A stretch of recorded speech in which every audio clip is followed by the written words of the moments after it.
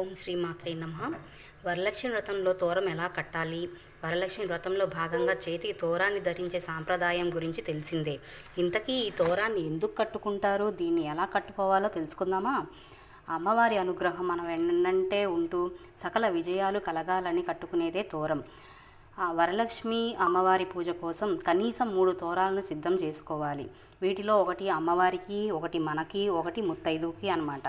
ఇలా సిద్ధం చేసుకునే తోరాన్ని నవసూత్రం అని పిలుస్తారు. ఆ పేరును బట్టే ఇందులో 9 దారాలు 9 ముడులు ఉంటాయని అర్థం చేసుకోవచ్చు. నవ అనే పదం కేవలం 9 ముడులనే కాదు, నవగ్రహాలను, నవరత్నాలను, నవనాడులను, నవగ్రంథులను సూచిస్తుంది. అంటే 9 ముడులు ఉన్న ఈ సూత్రంలో ఇహపరమైన విజయాలన్నీ సిద్ధిస్తాయన్నమాట. ఈ నవసూత్రాన్ని తయారు చేసుకునేందుకు దారాన్ని 9 పోగులుగా చేయాలి. అలా దగ్గరగా చేరిన తోరానికి పసుపు పూయాలి. ఆ తోరానికి 9 చోట్ల కుంకుమ రాసి, అలా రాసిన చోట ఒక్కో పువ్వుని ఉంచుతూ 9 ముడులు వేయాలి.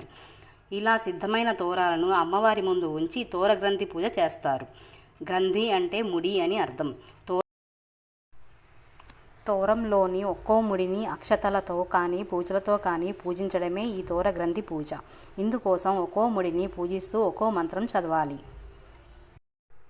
ఓం కమలాయై నమః ప్రథమ గ్రంథిం పూజయామి. ఓం రమాయై నమః ద్వితీయ గ్రంథిం పూజయామి. ఓం లోకమాత్రై నమః తృతీయ గ్రంథిం పూజయామి.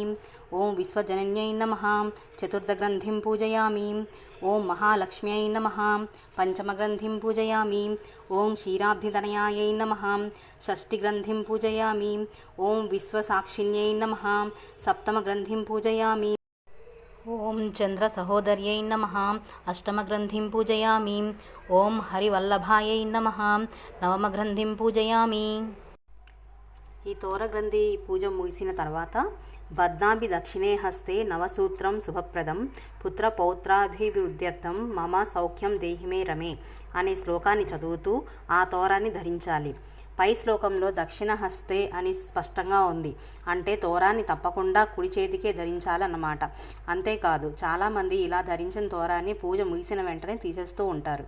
కానీ తోరాన్ని కనీసం ఒక రాత్రి ఒక పగలన్నా ఉంచుకోవాలని చెబుతారు పెద్దలు. అలా ధరించే తోరం సంతానాన్ని, సంపదను, సౌభాగ్యాన్ని ప్రసాదిస్తుందని నమ్ముతారు. సర్వే జనా సుఖినో భవంతు.